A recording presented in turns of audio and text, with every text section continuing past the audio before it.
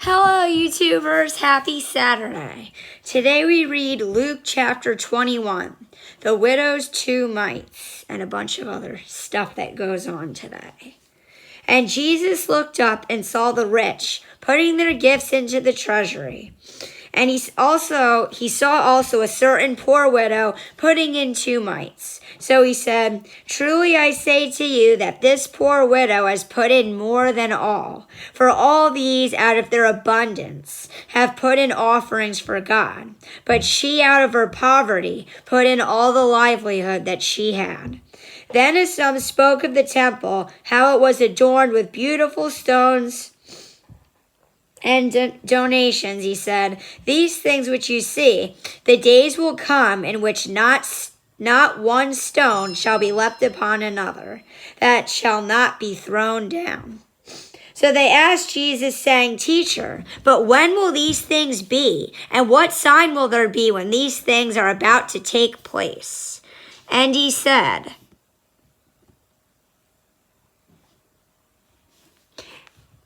said, "Take heed that you not be deceived." This is like from Matthew 24, guys. "Take heed that you not be deceived, for many will come in my name, saying, 'I am he,' and the time is drawn near. Therefore do not go after them. But when you hear of wars and commotions, do not be terrified. For these things must come to pass first, but the end will not come immediately." Then Jesus said to them, "Nation will rise against nation, and kingdom against kingdom. And there will be great earthquakes in various places, and famines and pestilences. And there will be fearful sights and great signs from heaven. But before all these things, they will lay their hands on you and persecute you, delivering you up to the synagogues and prisons. You will be brought before kings and rulers for my name's sake. But it will turn out for you as an occasion for testimony. Therefore settle it in your hearts not to meditate beforehand on what you will answer. For I will give you a mouth and wisdom, which all your adversaries will not be able to contradict or resist. You will be betrayed even by parents and brothers, relatives and friends, and they will put some of you to death. And you will be hated by all for my name's sake. But not a hair of your head shall be lost. By your patience possesses your souls. But when you see Jerusalem surrounded by armies, then know that its desolation is near. Then let those who are in Judea flee to the mountains. Let those who are in the midst of her depart. And let not those who are in the country enter her. For these are the days of vengeance, that all things which are written may be fulfilled.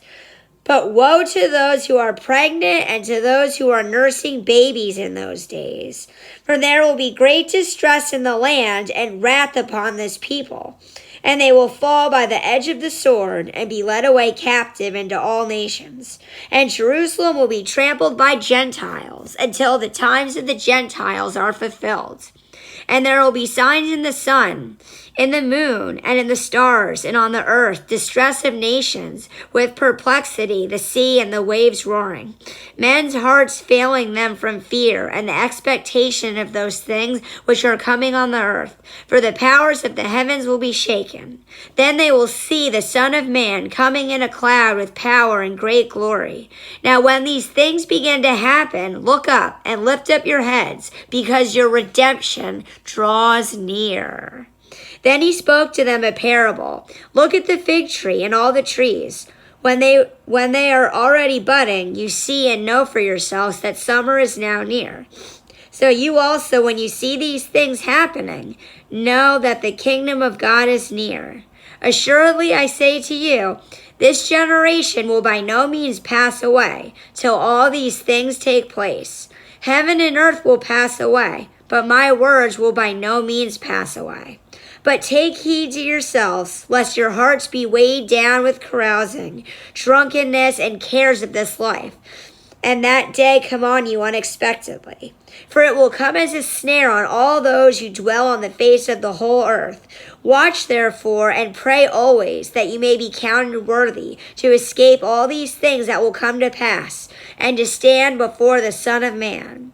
And in the daytime, Jesus was teaching in the temple, but at night he went out and stayed on the mount called Olivet. Then early in the morning, all the people came to Jesus in the temple to hear him. Have an awesome day, guys, and I pray the peace of Jesus Christ with you all.